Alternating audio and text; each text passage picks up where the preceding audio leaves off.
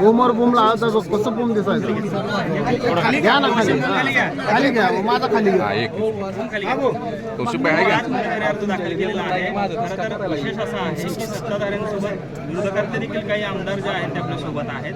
काय होणार आहे, काय सांगतात? निश्चितपणानं देशाचं नेतृत्व आदरणीय नरेंद्र मोदी साहेब यांच्या मार्गदर्शनाखाली आणि आदरणीय राज्याचे मुख्यमंत्री देवेंद्र फडणवीस साहेब, उपमुख्यमंत्री शिंदेसाहेब, सुनीत्रताई पवार, त्याचबरोबर या जिल्ह्याचे धारावीचे पालकमंत्री, सहकारी मित्र जयाभाऊ या सगळ्यांच्या मार्गदर्शनाखाली या ठिकाणी आम्ही जिल्ह्यामध्ये काम करत असताना आज भारतीय जनता पार्टीच्या माध्यमातून, महायुतीच्या माध्यमातून माझ्यावरती फार मोठा विश्वास या ठिकाणी सर्वांनी दाखवलेला आहे. त्याबद्दल मी सर्वप्रथम या ठिकाणी सर्वांना धन्यवाद देतो.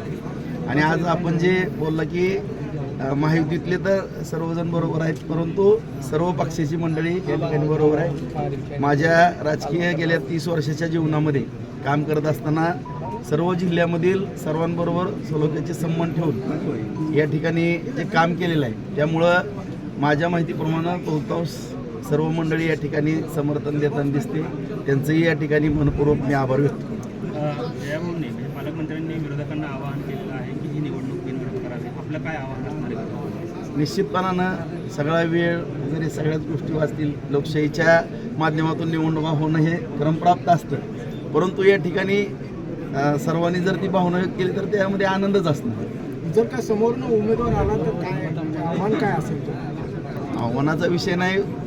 मी राजकीय किंवा शालेय जीवनापासून म्हणजे वर्गात 4थीपासून मॉनिटरच्या निवडणुका लढवत आलेलो आहे. कॉलेज जीवनामध्ये GH असतील किंवा बाहेर नगरसेवक, नगराध्यक्ष, विधानसभा, त्यामुळे निवडणुका लढवणं हे तर कार्यकर्त्याचं कर्तव्य असतं.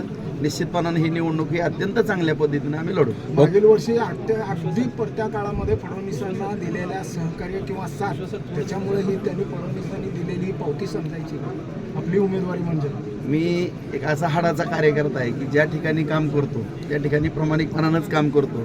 त्यामुळं आदरणीय देवेंद्र फडणवीस साहेब ज्यावेळेस मुख्यमंत्री होणार होते, परंतु दुर्दैवानं काही गोष्टी फिसकटल्या गेल्या आणि त्यांना विरोधी पक्ष नेते व्हावं लागलं. आणि मी माझे आमदार असताना सुद्धा त्या काळामध्ये मला एवढं सहकार्य तालुक्याच्या विकास कामामध्ये केलं आणि त्यांच्या सहकार्यातूनच मी 2019ला अपक्ष आमदार झालेलो होतो. आणि माझं कर्तव्य मी बजावलं की ज्या व्यक्तीने माझ्यासारख्या कार्यकर्त्याच्या डोक्यावरती हात ठेवला आणि मला सहकार्य केलं आणि त्यांच्यामुळं मी आमदार म्हणून घडलो. आणि विरोधी पक्षात असो किंवा काय, त्यांना पाठिंबा देणं माझं कर्तव्य समजलं आणि मी विरोधी पक्षामध्ये बसणं त्यावेळेस पसंत केलं. भाऊ, प्रशांत परिचारक यांची संधी डावलून जी आहे तुम्हाला उमेदवारी दिलेली आहे, तर प्रशांत परिचारकांना पण सोबत घेऊन तुम्ही काम करणार कसं? नक्कीच मी स्वतः त्यांना भेटायला जाईल. ते आमचे मार्गदर्शकच आहेत, असा काही विषय नाही. माझं त्यांच्याबरोबर फोनवर बोलणं झालेलं आहे.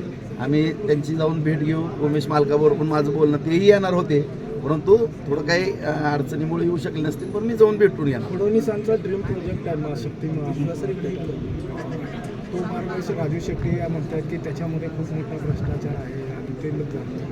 नेमकं काय ह्याच्यावर आता काय तुम्ही नाही, विषय असा आहे की मी शेतकरी म्हणून पण, एक उद्योजक म्हणून पण, सामाजिक कार्यकर्ता म्हणून पण आदरणीय शेट्टी साहेबांना पण नम्रपणे सांगू इच्छितो की आपण ज्या डेव्हलपमेंट आहेत, मग रस्ते असतील, रेल्वे असतील किंवा विमान वाहतुकीच्या विषयानं आपण सगळेजण पाहतो की आज सोलापूरला विमान वाहतूक चालू करा म्हणून सगळ्यांची मागणी होती.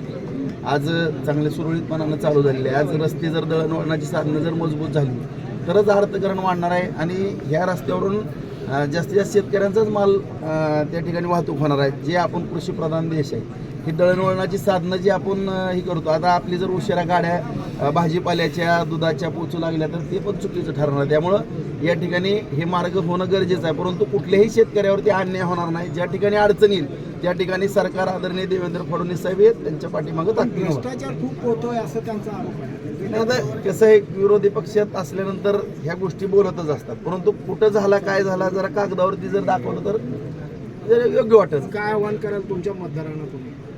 नाही, जे मतदार आहेत त्यांना एवढी नम्रतेची आव्हानापेक्षा विनंती करतो की या जिल्ह्यामध्ये आदरणीय देवेंद्र फडणवीस साहेबांच्या मार्गदर्शनाखाली, जयाभाऊंच्या साथीने या ठिकाणी आणि सर्व नेते मंडळी जिल्ह्यातले सगळ्यांच्या साथीने आपण पाहतो की शहरामध्ये आज IT पार्कचा विषय असेल किंवा अन्य सगळे उद्योग व्यवसायाचे विषय असतील या सर्व बाबी अतिशय जलद गतीने या ठिकाणी सुरू झालेल्या आहेत. विमानसेवाही झालेली आहे आणि आणखीनही दळणवळणाची साधनं या ठिकाणी वाढत आहेत. आणि खास करून आदरणीय देवेंद्र फडणवीस साहेबांनी 300 कोटी वृक्ष लागवडीचा एक संकल्प केलेला आहे, तो विषय आहे.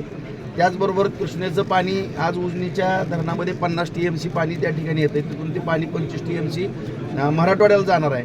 आणि ह्या सर्व गोष्टी या ठिकाणी करत असताना आणि खास करून मी साहेबांना एक विनंती केली होती की 2006 ते 2007च्या कालावधीमध्ये उजनी धरणातलं गाळ काढा. आणि मी नाही, असंख्य नेते मंडळी, मामा असतील, सर आहेत, तर सगळे जेवढेही या जिल्ह्यातले आजी माजी आमदार, प्रत्येकांची भावना होती की जर तो गाळ काढला तर 20-25 TMC पाणी वाढेल. तेही साहेबांनी आज अंतिम टप्प्यामध्ये आलेला आहे, तोही गाळ निघाला. अशा पद्धतीनं पाण्याची उपलब्धता वाढणार आहे, दळणवळण या ठिकाणी चांगल्या पद्धतीने होणार आहे, विमानसेवा होते, IT पार्क होते. आणि ह्या सगळ्या गोष्टी करायच्या असतील तर माझ्यासारखा एक समन्वयक असणे या जिल्ह्यामध्ये गरजेचं आहे. त्यामुळं सर्व मतदारांना माझी नम्रतेची विनंती आहे, सर्वांनी मला सहकार्य करावं. प्रत्येकाच्या या विकास कामाच्या बाबतीमध्ये मी अत्यंत प्रामाणिकपणानं काम करत आहे. शूटिंग